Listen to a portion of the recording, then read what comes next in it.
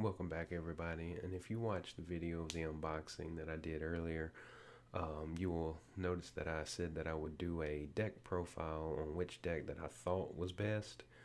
Well, that video turned out to be an hour long, so I had to break it up into parts, and I just didn't want to throw it at the end of a already 15-minute video. So I'm just making this video by itself. And the deck that I chose is the Elder Igliano, the Screaming Baker, and it's Shadows, Dis, and Sanctum. And the reason I chose this deck is because I believe that it has a lot of steal cards. Steal just lets you take their amber and add it to yours. It's not like capture where you just put it on a creature and then when the creature dies it goes back to them. I feel like it had a lot of steal synergy, and I'm going to go through each of the cards and maybe a little bit of combos that it has. But starting with Moon Cursor, it's 1 power, skirmish, poison, and anytime it fights, it steals 1. So the skirmish will keep it from taking damage when it fights, and poison will instantly kill anything it damages.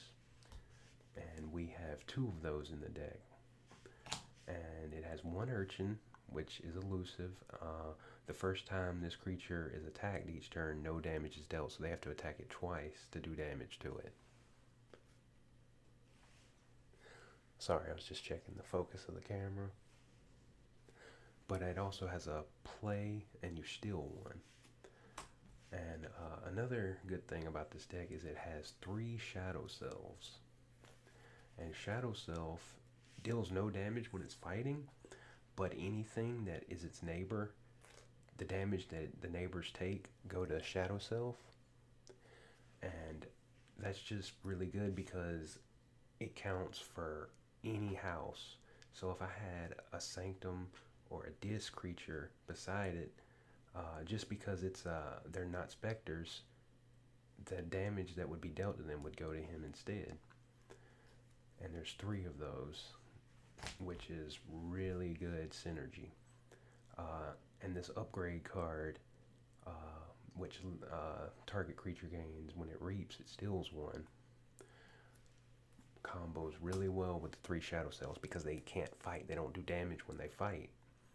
So you're just going to be reaping with them anyway, and you'll constantly be gaining 1 from the reap and taking another from them.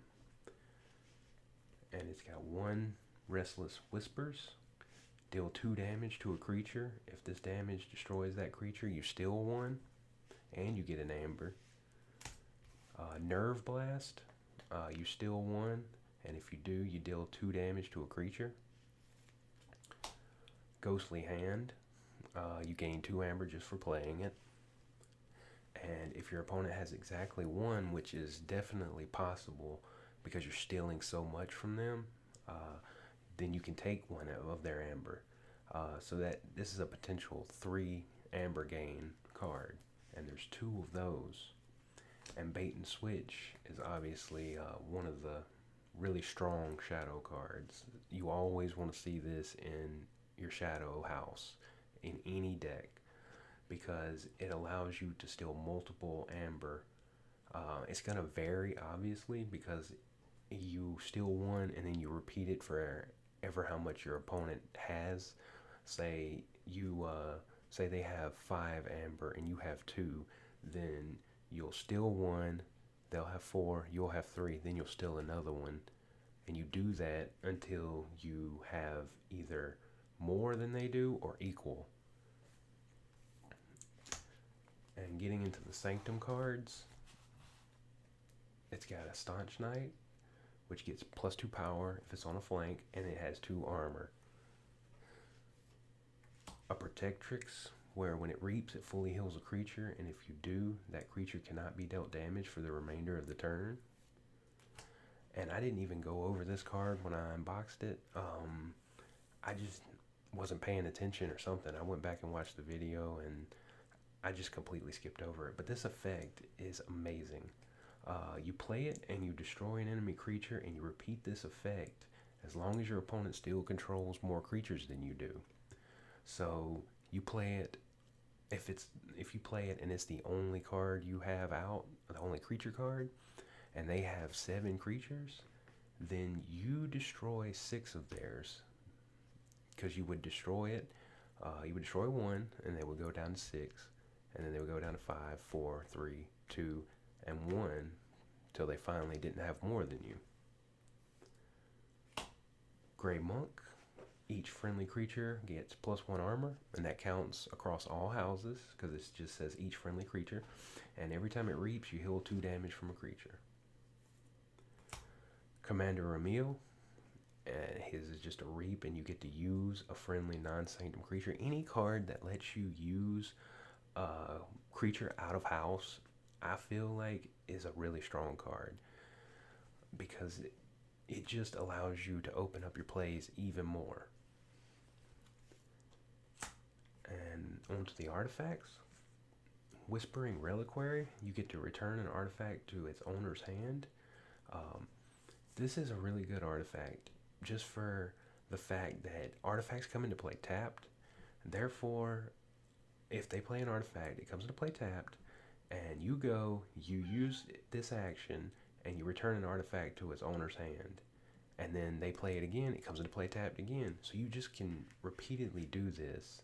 And if they don't have a way to ready that artifact, they'll never get to use it unless they destroy this card. Hollowed Blaster, I went over this a little bit in the unboxing video. I don't like Hollowed Blaster. Now, it does have its uses, obviously, but the action of healing 3 damage from a creature, I feel like, is very weak compared to the other artifacts that are out there. Like Dominator Bauble just lets you use a friendly creature. That's so much better than healing 3 damage from a creature. One artifact lets you archive a card from your hand, and you can get it back later and just have an explosive turn. Healing 3 damage from a creature is not that big of a deal in my eyes. So I would really have loved to see another artifact besides this one in here, but you take what you get. Virtuous Works, a very good card. It gets you halfway to forging a key as long as there's no modifiers that are upping it or lowering it. Just a really all-around solid card. Terms of Redress, you choose a friendly creature and it captures 2, and you gain an amber just from playing it. A little stally card, sets them back, then makes them have to kill a creature. Really good on like Shadow Cells, because he has such high health. So he can potentially capture 2 for at least a couple of turns. Radiant Truth, you gain an amber and you stun each enemy creature not on a flank, and you gain an amber. I don't know if I said that, but that counts for anything that's not on a side. So everything in the middle that's between the 2 outer cards is not on a flank. So say they have 5 creatures out, you're going to stun 3 just from this one card. Doorstep to Heaven, another card that potentially reduces their amber. I know this deck has a lot of stealing power, so ideally you wouldn't have them at 6 amber anyway, but at least with this you can gain an amber off of it. But I feel like if you're way ahead, this card can just be held in your hand. But thankfully you can like call Sanctum and ditch the card and get rid of it, so you can draw up to 6 at the end of your turn. So there's that. I mean, it's there for in case you don't get moving, you can use it. Blinding Light, definitely one of my more favorite Sanctum cards. You just choose a house and you stun each creature of that house. That counts for you as well. So you wouldn't want to potentially play it if you have a big Sanctum board and they have a good Sanctum board, because you'd be stunning yours too. But it's all dependent on the game state. It's just knowing when to play it. The terror, if your opponent has no amber, you gain 2. A really good first turn play. Um, you just play it and gain 2 amber, and it's a 5 power creature. I really like this card. True Baru. You must lose 3 amber in order to play True Baru, and he has taunt, and when he's destroyed, you gain 5 amber. So, barring him being purged, you're gonna get your amber back and then some. And what I really like is if you have these 2 in your opening hand, and you play this on first turn, you play Terror on first turn, and you gain 2 amber, and if they can't get rid of Terror, you reap with him next turn to give you 3, and you can just play True Baru. And that's why I feel like this is one of the more better drawback cards, because his drawback is obviously you lose 3 amber to play him, but that's so easy to accomplish compared to the other drawback cards like Klefki Dragon, who has 12 power, but you have to have 7 or more amber to play him. Stealer of Souls, another really good card. After an enemy creature is destroyed fighting him, you purge that creature and gain 1 amber. Really strong. Purge is really strong. It doesn't go back into the deck ever. When you run out of cards, you just take your discard pile and shuffle them back, and that becomes your deck again. Well, with Purge, it stays purged. It doesn't go to the grave, and it won't go back to the deck when they run out of cards. Schuler, if your opponent has 4 or more amber, you get to steal 1. Just another steal card. I think it's still good, even with all the steal amber cards in this deck. 4 amber is not hard to get, and just being able to steal 1 just by playing him is very good, and there are 3 of them in here. And 5 power is definitely a good average of power to have in the deck. It can take on most threats. Pit Demon, just by using an action with him, you steal 1. So anytime he fights, you steal 1. Anytime he reaps, you steal 1. All around good card, and he's 5 power as well. And there's 2 of them in here. Guardian Demon, anytime you play, fight, or reap with him, he heals up to 2 damage from a creature and deals that amount of damage to another creature. And he's 4 power. The effect, it's alright. I'm not like over here, what's the word I'm looking for? I'm not over here like freaking out about it, I guess you would say. But it's an okay effect. Like, it can help pop annoying little elusive creatures and stuff like that.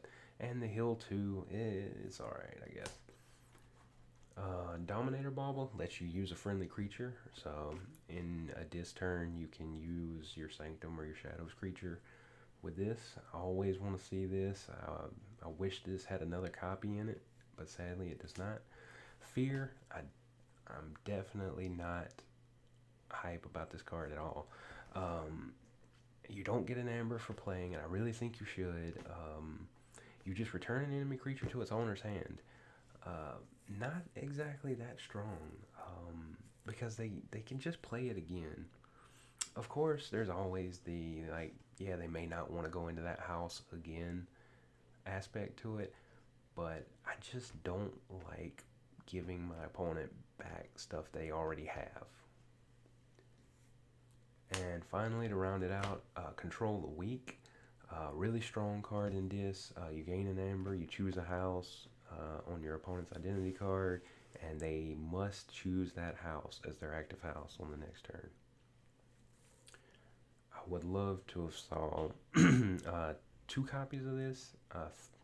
3 would have been amazing, but just the 1 is enough for me. At least we've seen it. And that's the deck. Give me a comment if you feel like this is the best deck in the unboxing, or if you preferred another one. I'm actually just getting into this game. I haven't played at all with any of these decks. This is just strictly looking through the deck list and seeing what synergized well together, and I just preferred this one to the others. But thank you for watching, and remember to like and subscribe. I do have another box incoming. It should be here next week. I'm gonna try and put it up. I'm also going to try and work on the quality issue. I'm not sure exactly what happened, but the videos that I recorded and rendered were not in the quality that they were when I uploaded them to YouTube. So hopefully this video turns out better quality. I did get a little bit of extra lighting in here. I know the camera I'm using to record isn't the best. It's a Logitech C920, but it's supposed to be recording in HD. But I thank you again for watching this, and I hope to see you next time.